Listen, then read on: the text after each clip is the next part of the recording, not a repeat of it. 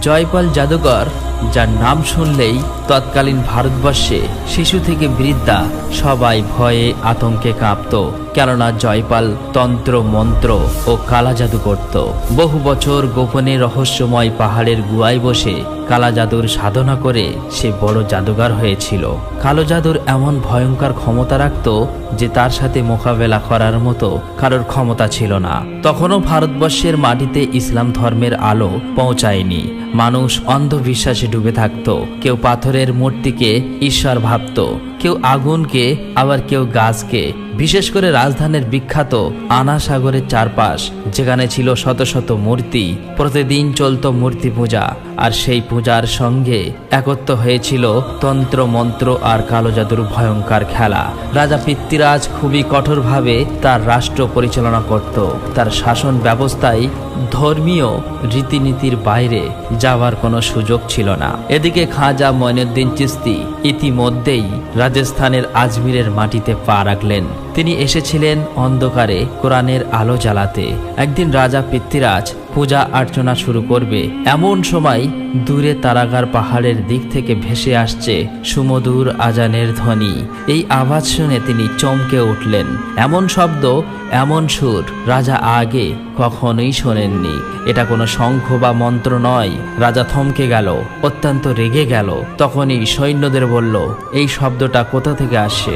এই শব্দটা কোথা থেকে আসছে? আমার পূজা ব্যাহত হচ্ছে। এই আওয়াজ যেন মূর্তির গায়ে লাগছে। তোমরা দ্রুত যাও, তারাগার পাহাড়ের দিকে গিয়ে খুঁজে বের করো সেই আওয়াজের উৎস কোথায়। কে এই সাহস দেখিয়েছে আমাদের পূজাকে ব্যাহত করার? রাজার আদেশ পেয়ে কিছু সৈন্য দলবদ্ধ হয়ে ছুটে চলল তারাগার পাহাড়ের দিকে। সেখানে গিয়ে দেখলো একজন দরবেশ, তিনি কয়েকজনকে নিয়ে দাঁড়িয়ে আছেন। এটা দেখে তাদের মধ্যে একজন সৈন্য এগিয়ে গেল এবং বলল, আপনি কে?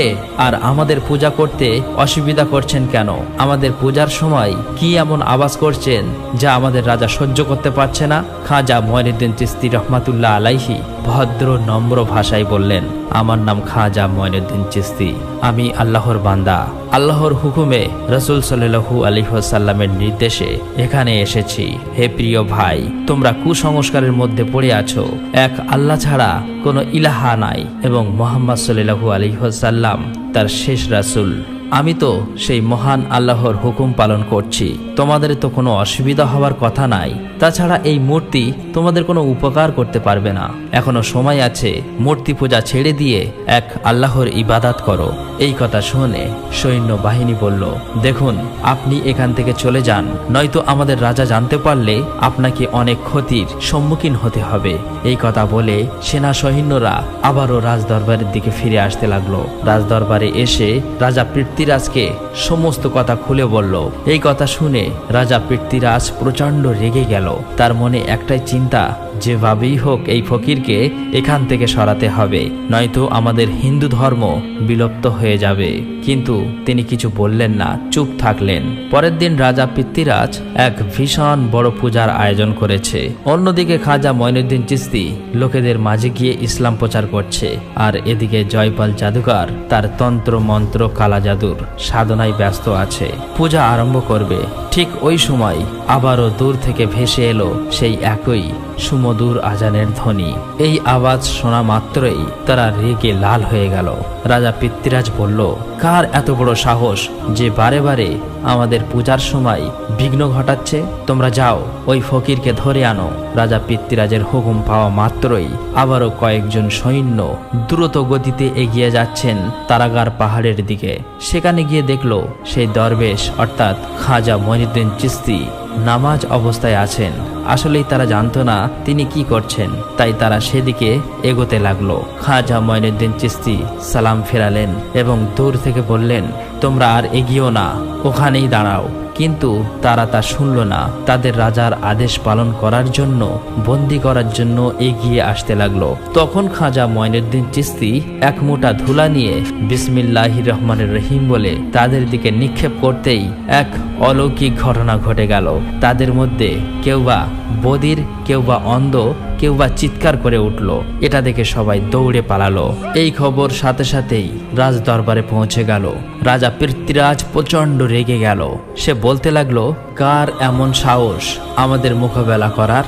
যেভাবেই হোক তাকে গ্রেপ্তার করতে হবে।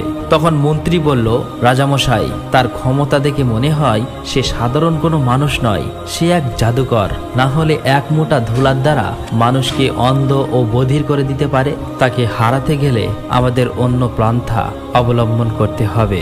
ওই দরবেশ আমাদের চরম শত্রু, সে আমাদের ধর্মকেও ছোট করতে চায়, বিনাশ করতে। তখন রাজা পৃথ্বীরাজ বলল, মন্ত্রী মশাই, তাহলে কি করা উচিত? তখন মন্ত্রী বলল, রাজা মশাই, তার সাথে মোকাবেলা করার জন্য জয়পাল জাদুকরের দরকার, একমাত্র সেই তাকে হারাতে পারবে। অতঃপর রাজা পৃথ্বীরাজ কয়েকজন সেনাকে বলল, তোমরা যাও, জয়পাল জাদুকরকে বলো রাজা তোমাকে তলব করেছে। এই হুকুম পাওয়া মাত্রই সাথে সাথে সেনা সৈন্যবাহিনী জয়পাল জাদুকরের কাছে যেতে লাগলো। এদিকে জয়পাল জাদুকর তার কালা জাদু ও তন্ত্রমন্ত্রের সাহায্যে উড়ে উড়ে এদিকে ওইদিকে ঘুরে বেড়াচ্ছে। আসলেই সে তার জাদুর সাহায্যে এমন শক্তি অর্জন করেছিল।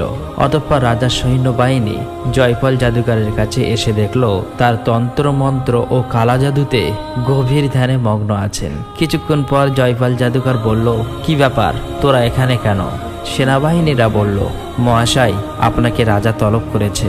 তখন জয়পাল জাদুকর বলল, ঠিক আছে, চিন্তা করো না, আমি এখনই রওনা হচ্ছি। অতঃপর জয়পাল জাদুকর তার জাদুর সাহায্যে রাজ দরবারের দিকে আসতে লাগলো এবং সৈন্যবাহিনী তার পিছু পিছু আসতে লাগলো। রাজ দরবারে এসে জয়পাল জাদুকর বলল, রাজা মশাই, আপনি আমাকে ডেকেছেন কেন? তখন রাজা পৃথ্বীরাজ বলল, জয়পাল, ভীষণ বিপদে আছি। কোথা থেকে এক জাদুকর এসেছে, আমাদেরকে একের পর এক ক্ষতি করছে আর হিন্দু ধর্মকে অপমানিত করছে। সে বলছে হিন্দু ধর্ম নাকি কুসংস্কার, এই মূর্তি আমাদের কিছু করতে পারবে না। তুমি কি এটা মেনে নিতে পারবে? তুমি কি চাও তোমাকে কেউ পরাজিত করবে? এই কথা শোনা মাত্রই জয়পাল জাদুকর অত্যন্ত রেগে গেল। সে বলল, আমার চেয়ে বড় জাদুকর এই ভারতে কেউ নেই, আমাকে হারাবে সে কে? আর ভারত থেকে হিন্দু ধর্ম মুছে ফেলে দেবে, এত সাহস কার হয়েছে? রাজামশাই, আপনি চিন্তা করবেন না, আমি তার মোকাবেলা করব, আমি তাকে শেষ করে দেব। এই কথা শেষ হতে না হতেই জয়পাল জাদুকর খাজা মঈনুদ্দিন চিশতি রহমাতুল্লাহ আলাইকে খুঁজতে লাগলো। এদিকে খাজা মঈনুদ্দিন চিশতি কয়েকজন মুরিদকে নিয়ে এক স্থানে বসেছিলেন। তিনি বললেন, নামাজের সময় হয়ে গিয়েছে, আজান দাও, নামাজ আদায় করো। একজন আজান দিতে শুরু করলো। তখন তারা সবাই নামাজের অবস্থান করবে, ঠিক এমন সময় দেখলো জয়পাল জাদুকর আকাশের উপর দিয়ে তাদের দিকে উড়ে আসছে। এটা দেখে একজন বলল, হুজুর, এই জাদুকর তো আমাদের ক্ষতি করবে, শুনেছি তার জাদুর অনেক শক্তি আছে। তখন খাজা মঈনুদ্দিন চিশতি রহমাতুল্লাহ আলাইহি বললেন, তোমরা চিন্তা করো না, আল্লাহ আমাদেরকে রক্ষা করবে। এখন আল্লাহর হুকুম পালন করো, নামাজ আদায় করো। এই কথা বলার পর নামাজ শুরু করলেন। অন্যদিকে জয়পাল জাদুকর দূর থেকে দেখলো কয়েকজন অজানা ব্যক্তি কি এক সাধনা করছে, কিন্তু সে কিছু বুঝতে পারছে না। এটা দেখে সে একটু এগিয়ে এলো। এবার সে বুঝতে পেরেছে রাজা যার কথা বলেছে এই সেই দরবেশ। এটা দেখে প্রতিশোধের আগুনে সে জ্বলে উঠল, কিন্তু সে লক্ষ্য করে দেখলো তারা তার দিকে তাকাচ্ছে না, এক ধ্যানে যেন কারো পূজা করছে বা সাধনা করছে। তখন সে মনে মনে বলল, এই সুযোগটাকে কাজে লাগাতে হবেই, এখনই তাদের শেষ করে দিতে হবে। অতঃপর এক স্থানে দাঁড়িয়ে তার তন্ত্র মন্ত্র কালা জাদুর সাহায্যে তাদের দিকে এক আগুনের গোলা নিক্ষেপ করলো। কিন্তু সে দেখলো তার মতো এত বড় জাদুঘরের আগুনের গোলা ওই দরবেশের কাছে যেতেই সাথে সাথে নিশ্চিহ্ন হয়ে গেল। এটা দেখে জয়পাল জাদুঘর আরো রেগে গেল। তখন আবারও এক কালা জাদুর সাহায্যে ধুলা ঝড় তাদের দিকে নিক্ষেপ করলো। কিন্তু কি আশ্চর্যের বিষয়, খাজা মঈনুদ্দিন চিশতি রহমাতুল্লাহ আলাইহির কাছে আসতেই আবার নিশ্চিহ্ন হয়ে গেল। এবার জয়পাল জাদুকর বুঝতে পেরেছে সে সাধারণ কোনো জাদুকর নয়। তখন তার সমস্ত শক্তি ব্যবহার করে এক ভীষণ কালো জাদু নিক্ষেপ করলো, অসংখ্য বিষধর সাপ ছেড়ে দিল। কিন্তু কি আশ্চর্যের বিষয়, আল্লাহর কি রহমত, খাজা মঈনুদ্দিন চিশতি রহমাতুল্লাহ আলাইহির কাছে আসা মাত্রই একে একে নষ্ট হয়ে নিশ্চিহ্ন হয়ে গেল। অতঃপর জয়পাল জাদুকর ভালো করে লক্ষ্য করে দেখলো ওই দরবেশ হঠাৎ খাজা মঈনুদ্দিন চিশতি তার দিকে একবার তাকালোই না, কিন্তু তারপরও তার কালা জাদু তার কাছে মোকাবেলা করতে পারছে না। তখন সে চালাকি করলো। সে মনে মনে বলতে লাগলো, সামনে থেকে নয়, পিছন থেকে মারতে হবে। অতঃপর জয়পাল জাদুকর পিছনের দিকে এগিয়ে এসে তারাগার পাহাড়ের একদম চূড়া থেকে তার কালা জাদুর সাহায্যে এক বিশাল ভয়ঙ্কর পাথর তুলে খাজা মঈনুদ্দিন চিশতি রহমাতুল্লাহ আলাইহির দিকে ছুঁড়ে মারল।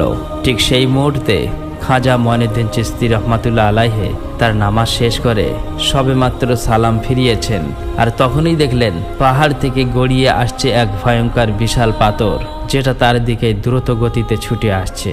তখন খাজা মঈনুদ্দিন চিশতি রহমাতুল্লাহ আলাইহি শুধু আকাশের দিকে চেয়ে বললেন, হে পাথর, তুমি যদি আল্লাহর পক্ষ থেকে এসে থাকো তাহলে এসো, আমার চাপা দিয়ে মেরে ফেলো, কিন্তু যদি তুমি শয়তানের পক্ষ থেকে এসে থাকো তাহলে আল্লাহর হুকুমে সেখানেই থেমে যাও। এই কথা বলার সাথে সাথেই আল্লাহর হুকুমে পাথরের জবান খুলে গেল। পাথর বলতে লাগলো, ইয়া খাজা গরিবে নওয়াজ, আমি শয়তানের পক্ষ থেকে এসেছি, আমাকে ক্ষমা করুন, আমায় রক্ষা করুন। তখন খাজা মঈনুদ্দিন চিশতি ওই পাথরের দিকে দুটি আঙুল ইশারা করলো, আর সাথে সাথেই পাথর ওখানেই দাঁড়িয়ে পড়ল। সেই থেকে এখনো পর্যন্ত সেই পাথর আজও দাঁড়িয়ে আছে তারাগার পাহাড়ে, প্রমাণ হয়ে আছে ইতিহাসের এটা আল্লাহর কুদরত। খাজা মঈনুদ্দিন চিশতির অলৌকিক ক্ষমতা জয়পাল জাদুকর স্বচক্ষে এই ঘটনা দেখার পর বিস্ময় হতবাক হয়ে গেল। সে বুঝতে পারল তার সাথে মোকাবেলা করার ক্ষমতা কারোর নেই। এবার সে ভয়ে পালাতে লাগলো। তখন খাজা মঈনুদ্দিন চিশতি রহমাতুল্লাহ আলাইহি তার জুতাকে বলল, যাও, তাকে এখানে ধরে নিয়ে আসো। অতঃপর জুতাগুলি বাতাসে উড়ে গেল, জয়পাল জাদুকরকে ঘিরে ফেললো। সে আর কোনো দিকেই যেতে পারল না। অবশেষে জয়পাল জাদুকর খাজা মঈনুদ্দিন চিশতির কাছে এসে বলল, আমাকে ক্ষমা করে দাও, আমি জানি না আপনি কে, এখনো পর্যন্ত আমাকে কেউ হারাতে পারেনি, কিন্তু আপনার কাছে আজ আমি হার স্বীকার করলাম। জয়পাল জাদুকর এমন কাকুতি মিনতি করে ক্ষমা চাইছে যে খাজা মঈনুদ্দিন চিশতি আর থাকতে পারলেন না, তাকে ক্ষমা করে দিল। তখন জয়পাল জাদুকর বলল, আপনি কে এমন দয়ালু? আমি আপনাকে হত্যা করতে চেয়েছিলাম, তারপরেও আপনি আমাকে ক্ষমা করলেন। তখন খাজা মঈনুদ্দিন চিশতি বলল, স্বয়ং আল্লাহ রাব্বুল আলামিন অসীম দয়ালু, আমাদের প্রিয় রাসূল মুহাম্মদ সাল্লাল্লাহু আলাইহি ওয়াসাল্লাম তিনি দয়ালু, তিনিও দয়ালু, আমি তো আল্লাহর বান্দা, প্রিয় রসুলের অনুসারী, তাহলে আমি কেন ক্ষমা করব না? জয়পাল, আল্লাহর পথে এসো, আল্লাহ ছাড়া কোনো মাবুদ নাই, তিনি এক এবং অদ্বিতীয়। জয়পাল, তোমরা যে পূজা করছো এটা কুসংস্কার, পূজা ছেড়ে দিয়ে এক আল্লাহর ইবাদত করো। তখন জয়পাল জাদুকর বলল, হুজুর, আজ থেকে আমি আপনার অনুসারী, আমাকে কলেমা পড়িয়ে মুসলমান করে দিন। আমি যতদিন থাকবো এক আল্লাহর ইবাদত করব, জাদু বিদ্যা তন্ত্র মন্ত্র সব ছেড়ে দিয়ে আপনার দেখানো আল্লাহর দেখানো পথে এবং আপনার নির্দেশ অনুসারে চলব। তখন জাদুকর ইসলাম ধর্ম গ্রহণ করলেন। ইতিহাসের পাতায় লেখা আছে, পরবর্তীকালে জয়পাল জাদুকর নাম পরিবর্তন করে নাম রেখেছিলেন আব্দুল্লাহ রিয়াবানী। শোনা যায় পরবর্তীকালেও তিনি একজন অলি হিসেবে সুনাম অর্জন করেছিলেন। অতঃপর পরের দিন থেকে সারা ভারতে এই খবর ছড়িয়ে পড়ল যে ভারতবর্ষের সবচেয়ে বড় জাদুকর জয়পাল ইসলাম ধর্ম কবুল করেছে, খাজা মঈনুদ্দিন চিশতির মুরিদ হয়েছে। এটা দেখে সবাই অবাক হয়ে গেল। একে একে খাজা মঈনুদ্দিন চিশতি রহমাতুল্লাহ আলাইহির কাছে আসতে লাগলো। এদিকে এক সেনা রাজা পৃথ্বীরাজের কাছে এসে বলল, রাজামশাই, সর্বনাশ হয়ে গেছে। রাজা বলল, কি হয়েছে? তখন এই সেনা বলল, রাজামশাই, জয়পাল জাদুকর ওই ফকিরের কাছে হার স্বীকার করেছে। সে নিজে হিন্দু ধর্ম ত্যাগ করে ইসলাম নামক ধর্মে দীক্ষিত হয়েছে। এই কথা শুনে রাজা পৃথ্বীরাজ বলল, যদি এই দরবেশ সত্য হয়ে থাকে তাহলে তার প্রমাণ করতে হবে, আমরা তাকে স্বচক্ষে দেখব। যাও, আমাদের দেশের সবচেয়ে বড় পুরোহিতকে ডেকে আনো, তার সামনেই ওই দরবেশের পরীক্ষা হবে। তোমরা যাও, ওই দরবেশকে খবর দাও। তৎকালীন সময়ে ভারতের অলিগলিতে হিন্দু ভক্তদের কোলাহল, চারিদিকে ঘণ্টা, শঙ্খ আর মন্ত্র উচ্চারণের আওয়াজ ছাড়া কিছুই ছিল না। এই শহরের কেন্দ্রস্থলে বাস করতেন একজন হিন্দু পুরোহিত। তিনি ছিলেন এতটাই বিখ্যাত যে দূর দূরান্ত থেকে মানুষ তার পূজা নিতে আসতো। তিনি এক নিষ্ঠ ভক্তি ও নিষ্ঠার সঙ্গে মূর্তি পূজা করতেন। সে বিশ্বাস করত মূর্তিই ঈশ্বর। একদিন ওই পুরোহিত মূর্তি পূজা করার জন্য মন্দিরের দিকে যাচ্ছিলেন। হঠাৎ পথের মাঝে কয়েকজন লোককে দাঁড়িয়ে ফিসফিস করতে দেখে পুরোহিত থমকে গেল। তাই সে তাদের কাছে এগিয়ে এসে বলল, তোমরা কি জানো না পূজার সময় হয়ে গিয়েছে? সবাই মন্দিরে না গিয়ে এখানে কি করছো? সেই সময় একজন বলল, পুরোহিত মশাই, আপনি কি কিছু শুনছেন না? তখন পুরোহিত বলল, কি এমন কথা বলুন তো? তারা বললেন, শুনেছি আজমিরে কোথা থেকে এক দরবেশ এসেছেন। তিনি এমন এক শক্তির অধিকারী যে ভারতের শ্রেষ্ঠ জাদুঘর জয়পালও তার সামনে হার মেনেছে। তিনি বলেন আল্লাহ এক, আর তার হুকুমে পাথরও কথা বলে। এই কথায় অনেকেই ইসলাম ধর্ম গ্রহণ করেছে। পুরোহিত এই কথা শুনে খুব রেগে গেল। সে বলল, এটা কখনোই মেনে নেওয়া যায় না। বহু প্রাচীন কাল থেকে ভারতের মানুষ মূর্তি পূজা করে আসছে, আর এখন তা মিথ্যে হয়ে গেল। এখনই রাজা পৃথ্বীরাজের কানে এই খবর পৌঁছে দিতে হবে। এই বলে মন্দিরের দিকে রওনা হলো। কিন্তু রাজার কাছে যাওয়ার আগেই রাজার সেনাবাহিনী ওই পুরোহিতের কাছে এসে বলল, পুরোহিত মশাই, রাজা আপনাকে এক্ষুনি ডেকেছে, খুবই গুরুত্বপূর্ণ বিষয় আলোচনা করবেন। অতঃপর ওই পুরোহিত আর দেরি করলেন না, সঙ্গে সঙ্গে রাজ দরবারে হাজির হলেন। রাজ সিংহাসনে বসে আছেন রাজা পৃথ্বীরাজ। চারপাশে সেনাপতি, মন্ত্রী পরিষদ ও বিশিষ্ট পণ্ডিতবর্গ। তখন রাজা পৃথ্বীরাজ তাকে বলল, পুরোহিত মশাই, আমাদের ধর্ম এখন সংকটের মুখে। এক দরবেশ শহরে এসে বলছে মূর্তি মিথ্যা, আল্লাহ সত্য।